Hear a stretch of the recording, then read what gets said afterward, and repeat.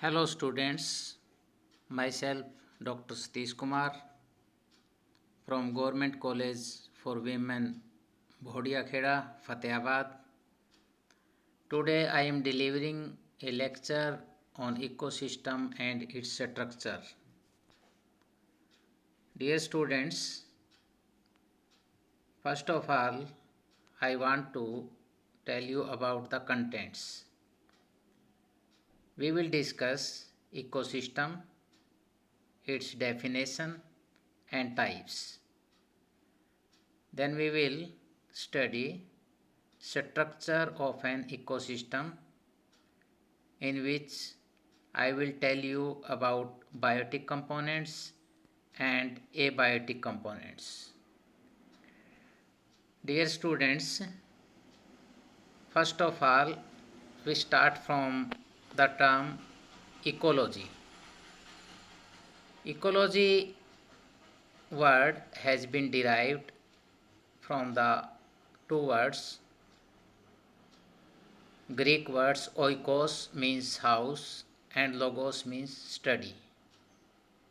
Ecology is the study of interrelationship of organisms with one another and with the environment. It means there are both biotic component, living beings, and abiotic components, means environment. Let's go on the term ecosystem. Ecosystem means system of ecology.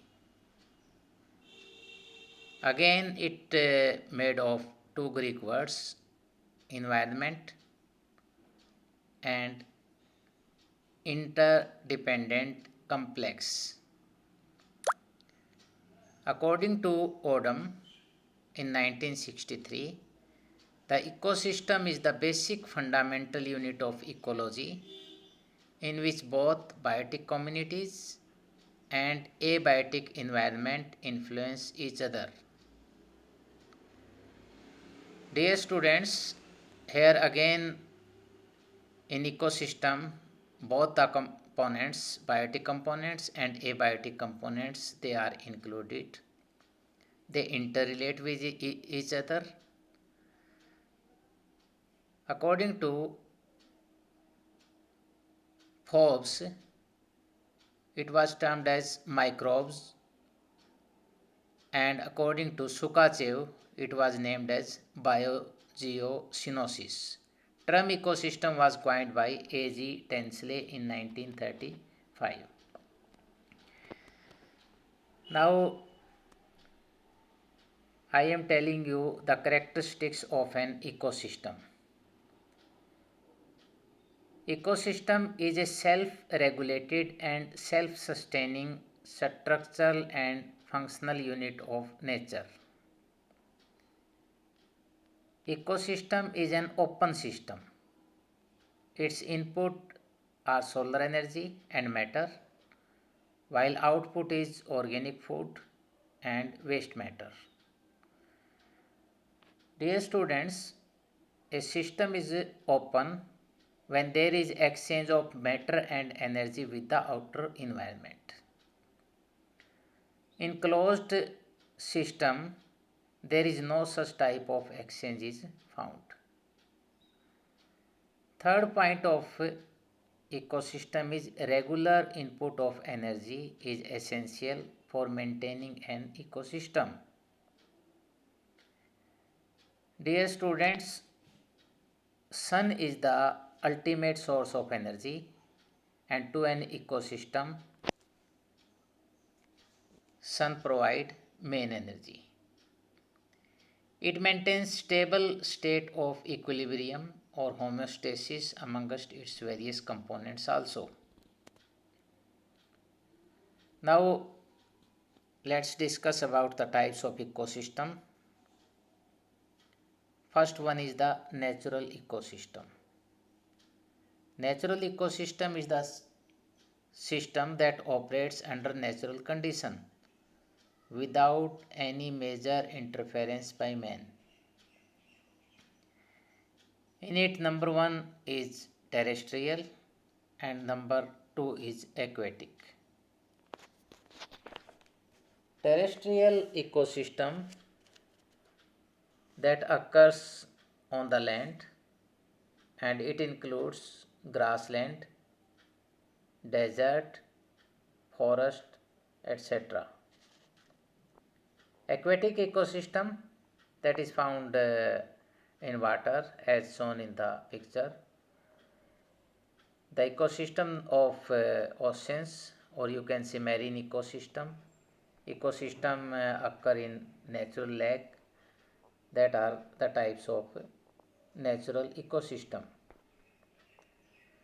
Second one is artificial ecosystem, also called anthropogenic or man-made ecosystem.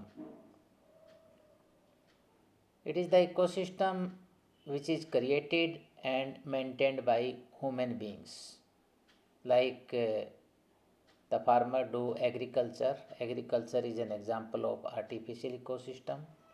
Garden, aquarium, croplands, social forestry, these are all maintained by human being and example of artificial ecosystem. Some more terms depending upon the size of ecosystem, that is micro ecosystem, very small ecosystem, example is pond, and still smaller is nano ecosystem, example is aquarium. Then meso ecosystem, comparatively larger than micro ecosystem, example is forest. Mega ecosystem, still larger, example is ocean. And the largest ecosystem is global ecosystem, and its example is biosphere. Now we come on structure, or you can say components of ecosystem. There are two types of components in ecosystem. One is biotic components and second one is abiotic components. First of all, we discuss biotic components. All living members of an ecosystem constitute biotic components. Bio means life, and it includes autotrophic components and heterotrophic components. Auto means self, trophic means nutrition. Green plants and some bacteria, they are able to synthesize their own food. They synthesize food for themselves as for other organisms also. Autotrophic components include photoautotrophs. Photo means light, auto means self, and troph means nutrition. Green plants are able to synthesize their food by process of photosynthesis. Phytoplanktons are also able to do so.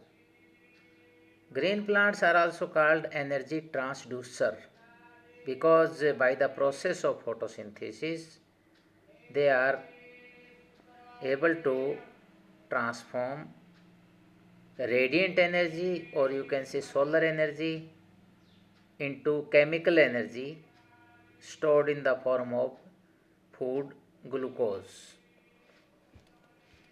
They produce food for other organisms also. So autotroph also called producers. Second type of autotrophs are chemoautotrophs. Chemo means by process of chemical reaction. Chemoautotrophs prepare food by chemosynthesis.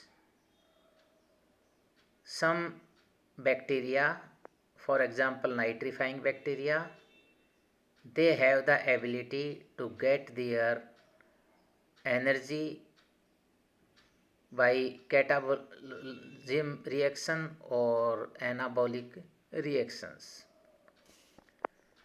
So they also the type of autotrophic components. Now we move to heterotrophic components. Students, hetero means different. Heterotroph word comes for those organisms which are not able to synthesize their own food. They depend on mainly on autotrophs and other organisms for their food energy, and they include consumers. In consumer, or you can say phagotrophs, they directly feed on producer, or you can say green plants, or carnivores. In the form of carnivore, they feed on other organisms. Consumers include herbivores. Herb means plant, vor means to eat. They eat on green plants. They get their food energy directly from the producers. Example, deer, rabbit, cattle, etc. Second category of consumers are carnivores. Carnivores mainly feed on herbivores or other animals. In it, primary carnivores, they directly feed on herbivores. For example, frog, birds, wildcat, etc. Primary carnivores get their food energy from herbivores, but they are second order consumer. Herbivores are first order consumer. Primary carnivores are second order consumer, while secondary carnivores which feed on primary carnivores in a food chain, they are considered third order consumer. Example of secondary carnivores are all tiger, larger fishes, etc. Top carnivores, also called fourth order consumer, which cannot be preyed upon further. They make the last trophic level in a food chain. They are not preyed further by any animal or organism. In the next slide, decomposers, reducers, they are also heterotrophs, but they feed on dead organic matter. They are micro consumers like bacteria, fungi, protozoa. They also include detrivores, scavengers. They feed directly on dead bodies of other organisms. Example is termites, carrion beetles. They are detrivores. They are called scavengers because they are helpful to scavenge the nature, to sanitate and cause sanitation in nature, and they are necessary for nutrient cycling also. Now we move to the abiotic components. Abiotic components include both climatic factors and edaphic factors. Climatic factors related to climate, and they include light, temperature, humidity, wind, rainfall, water, atmospheric gases. And in edaphic factors, there are soil and substratum, topography, minerals, and pH. Now, in climatic factors, first factor is light. Very important factor. Most of the activities in of organisms in an ecosystem, they depend on light, and light is a very complex physical factor which affects both plants as well as animals, and it can be measured by photometer. It provides energy to the producers for photosynthesis, and also a number of many other activities of both plants and animals. They depend upon quality, intensity, and duration of light. By process of photosynthesis, green plants synthesize their food. Second word in the slide, photoperiodism. Photoperiodism means response of the organisms to the duration of sunlight in a day. Photo means light, period means hours.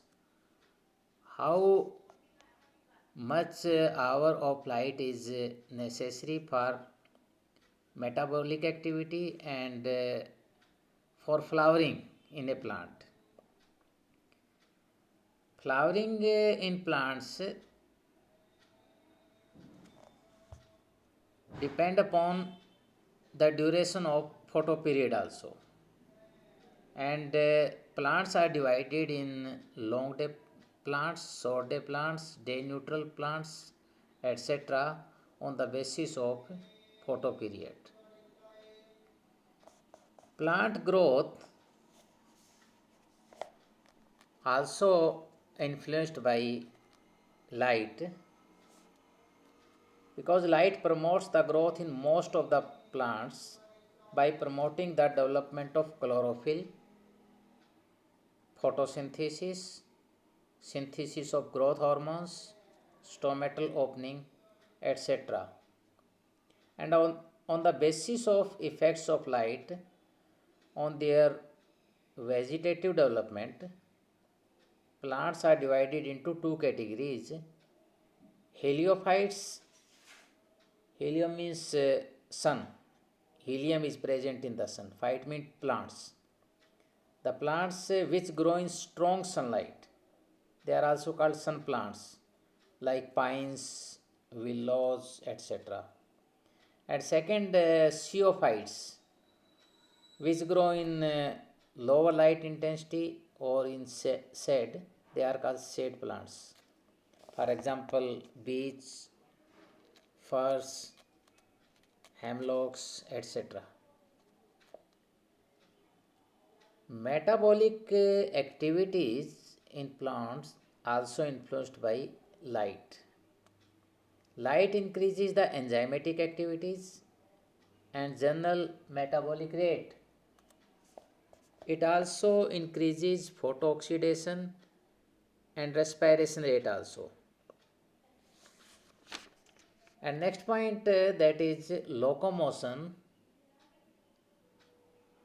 particularly in phytoplanktons. They are directly affected by the sunlight or the different form of lights.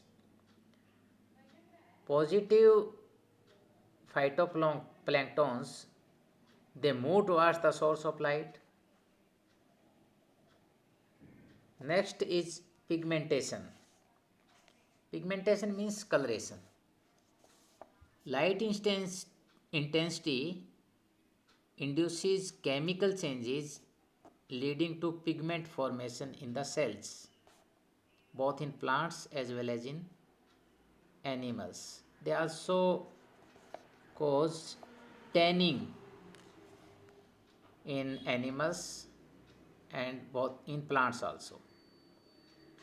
Development of chlorophyll in leaves and bright pigments in flowers and fruits, they are developed in response to light and help in photosynthesis, pollination, seed and fruit dispersal.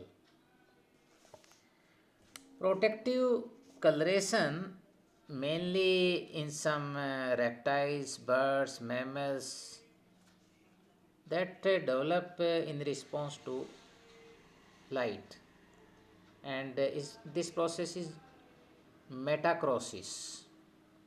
So there are the many effects of light mainly on plants. Second factor, temperature. Temperature is the most important ecological factor affecting almost all the activities of the organism. Most of the organisms can survive in the temperature range of 0 to 60 degrees Celsius, except some bacteria, cyanobacteria, dry seeds, etc. At higher temperature, it has been reported that due to breakage of the bond between amino acid, proteins and enzymes they get denatured, and at very low temperature and at very high temperature, microbes and spores, cysts, etc., they may get killed. There are effects of temperature on reproduction in plants, also called thermoperiodism, because the flowering in plants in response to temperature is termed as thermoperiodism. Flowering in plants directly depend upon the temperature required by the plants. Second effect is growth and development. Both at very low and at very high temperature, the growth and development of plants is retarded. Low temperature cause desiccation, means injury due to dehydration, also called chilling injury. Injury of plants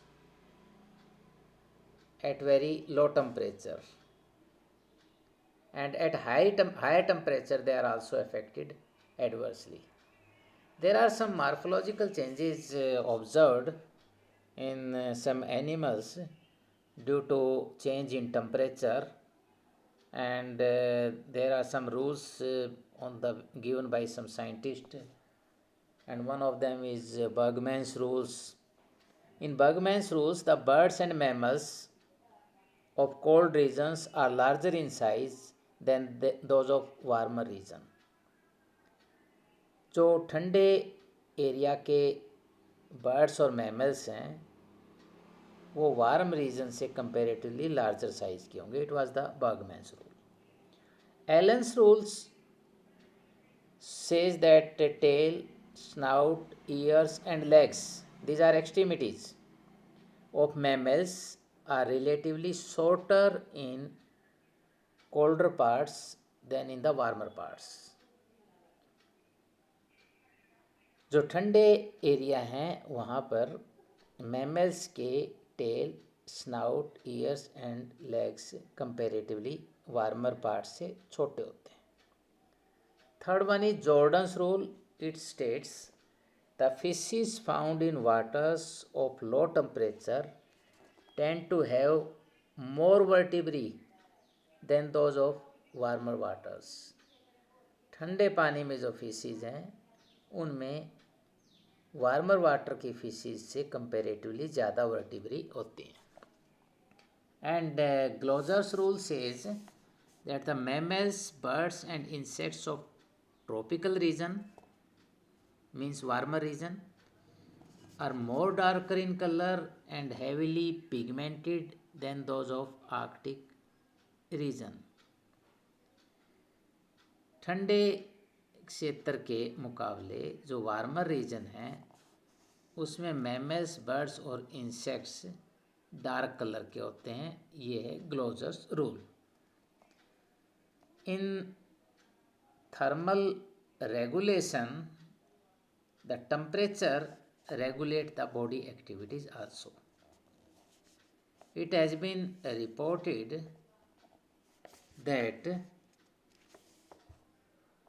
animals undergo hibernation, or you can say winter sleep. They undergo a period of dormancy during winter months. And it has also been reported that at a higher temperature also animals undergo in state of dormancy, that is called estivation, and such activities also have been reported in plants. Likewise, temperature effect is on migration also, that is called thermal migration, and animals move from one area to another area, even from one country to another country, as signal received by change in temperature. Behavior of the plants, animals, other organisms also affected by the temperature.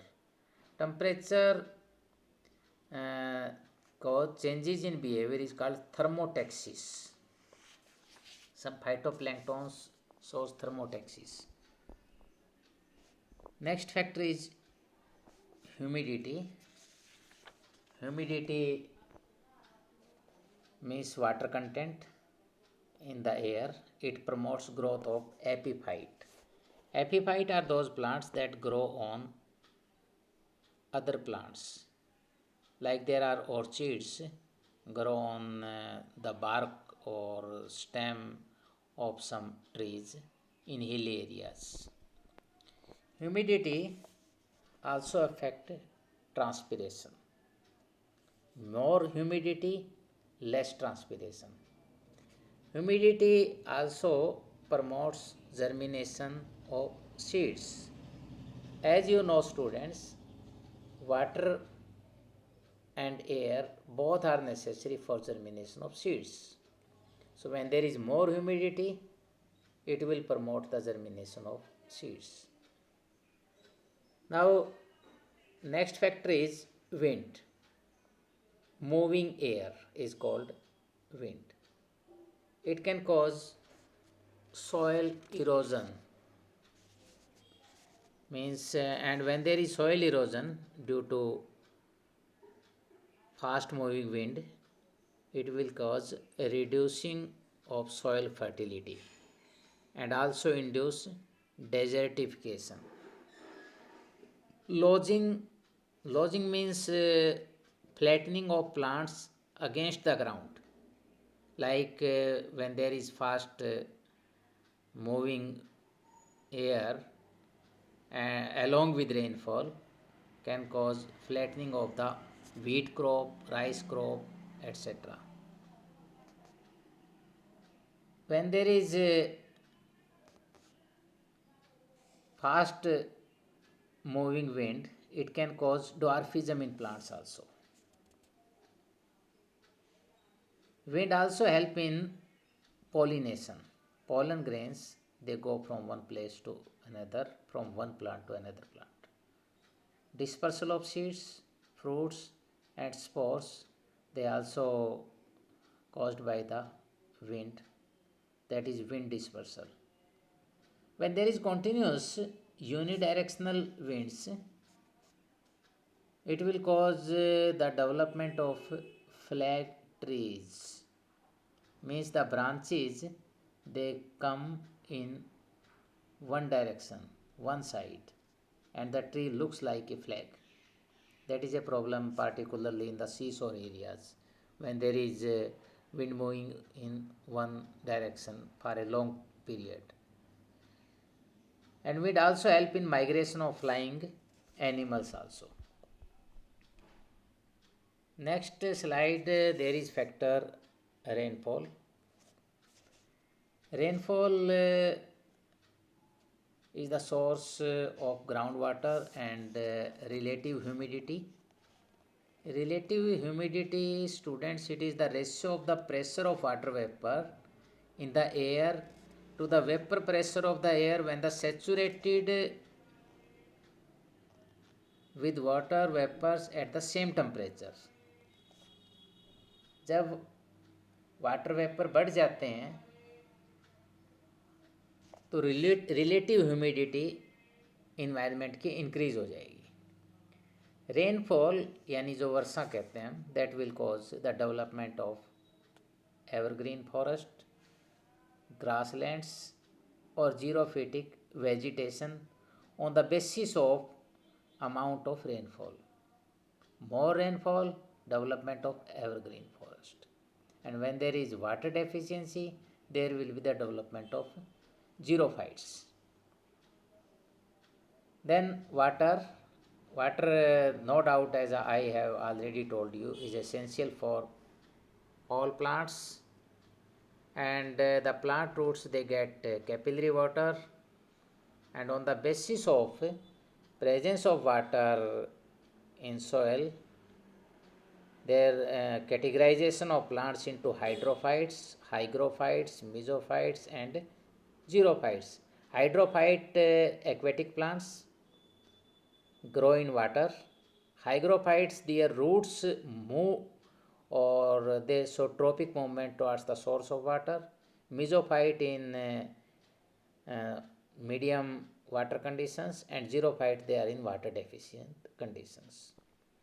Atmospheric gases, oxygen necessary for respiration, CO2 required for photosynthesis, and nitrogen for the fixation by microbes. And then there are edaphic factors. They include soil and substratum. Formation of soil is the process called pedogenesis.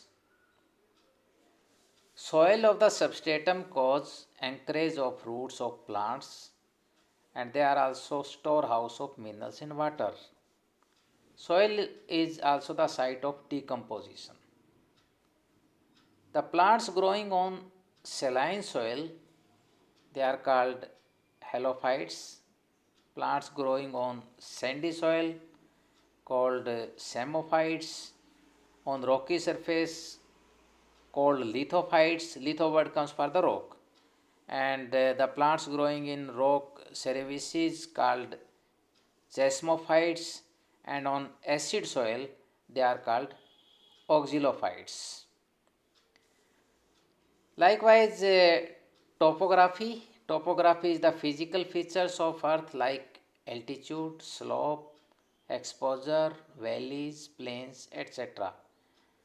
Topography affects other factors like light, wind, rainfall, etc. And so when other factors are affected, there is growth, development and other characteristics of the plants is also affected. Topography affects the distribution of organism also. In minerals, there are they are also called biogenic nutrients. They are essential for proper growth and development of plants. Legumes have the capability to fix nitrogen in the soil, and they maintain the fertility of the soil. And last one is pH, proportion of H ion. It is the relative acidity or alkalinity of the medium depend upon the pH. Specific pH range is required for a particular plant species. So pH of the soil is also no doubt an important factor. So it was all about the components of ecosystem, and we have discussed it in detail. So thank